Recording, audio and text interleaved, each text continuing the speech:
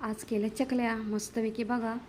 भरपूर सारे त्याला असे काटे आलेले आहेत. मस्त एकदम खुसखुशीत झालेले आहे. पोकळ चकली, आतून एकदम पोकळ आहे चकली, खायला एकदम टेस्टी आहे. तर आज आपण ही चकली बघणार आहोत. ही ज्वारीच्या पिठाची चकली आज आपण करणार आहोत. एकदम साधी सोपी. बघा, कढई घेतलेली आहे. त्याच्यामध्ये ना आपल्याला 3 वाटी पाणी घ्यायचं आहे. पाण्याला चांगली पटकन उकळ येण्यासाठी त्याला मी झाकण लावलेलं.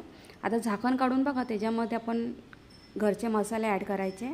गरम मसाला, हळद, धने पावडर, लाल तिखट, तीळ आणि बघा ओवा हातावर चुरून घेतलेला आहे. पोहे खातो ना त्या चमच्याने 4 चमचे तेल घ्यायचं आहे.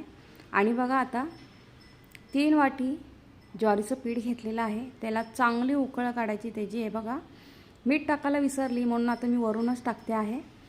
2 मिनटं आता झाकण लावून ठेवून देवे आपण वाफायला. व्यवस्थित सगळं मिक्स केल्यानंतर आता बघा गॅस बंद केला आहे. गॅस बंद केल्यानंतर पण 2 मिनटं ठेवलं. गरम पीठ ना मळून घ्यायचं पटापट. गरम आहे म्हणून बघा मी ग्लासाचा वापर केलेला आहे.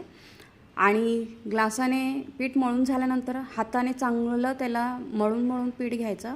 पीठ आणि पाण्याचं प्रमाण एकदम अचूक आहे, एकदम बरोबर आहे. पाणी बघा नंतरला आपल्याला काहीच नाही लागलं आणि पीठ बघा एकदम परफेक्ट झालेलं आहे. आता मी सोऱ्या घेते आहे. सोऱ्याचं बघा मी चकलीची चकती घेतलेली आहे.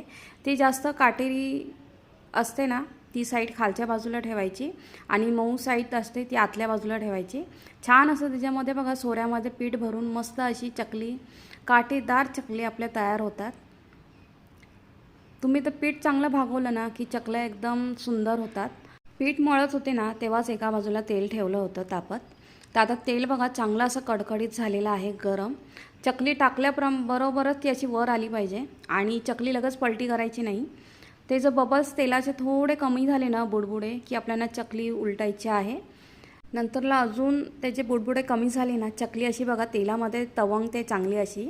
आणि मग चकली काढून घ्यायची. आणि आता मी अशाच प्रकारे ह्या सर्व चकल्या तळून घेतलेल्या आहेत. सर्व चकल्या बघा मस्त रेसिपी आहे ही. अगदी 5 मिनटामध्ये होणारी आहे. फक्त तुमच्याकडे ज्वारीचं पीठ पाहिजे घरामध्ये तयार. बघा मस्त अशा पोकळ खुसखुशीत चकल्या तयार होतात. तर तुम्हाला ही कशी वाटली रेसिपी मला नक्की कमेंट करून सांगा आणि आवडली की लाईक करा.